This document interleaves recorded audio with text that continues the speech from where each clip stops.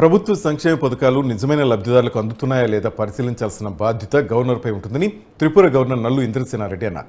పార్టీలో కష్టపడిన వారికి సముచిత స్థానం ఉంటుందని ఆయన పేర్కొన్నారు. రంగారెడ్డి జిల్లా ఇబ్రహీంపట్నంలో ఏర్పాటు చేసిన ఆత్మీయ సన్మాన కార్యక్రమానికి ఆయన ముఖ్య అతిథిగా హాజరయ్యారు.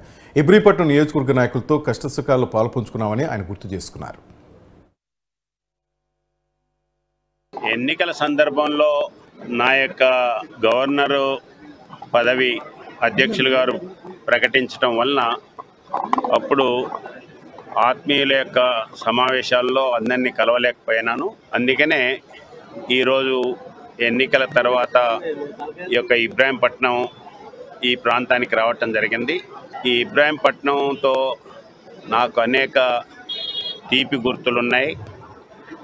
నేను ఒక నాయకునిగా ఎదగటానికి మొట్టమొదట పోటీ చేసినప్పటి నుండి రాజకీయాలు వదిలిపెట్టినంత వరకు కూడా ఇబ్రహీంపట్నంలో అనేక పోరాటాలు, అనేక కార్యక్రమాలు, అనేక సంస్థాపరంగా సమాజపరంగా తీసుకోవటం జరిగింది. అవన్నీ కూడా నాకు గుర్తింపు తెచ్చాయి. ఆ రకంగా పనిచేసినటువంటి నా యొక్క ఆత్మీయ మిత్రులు ఎవరైతే ఉన్నారో, సోదరీమణులు ఎవరైతే ఉన్నారో వాళ్ళందరితో ఈరోజు కలిసేటువంటి అవకాశం వచ్చింది.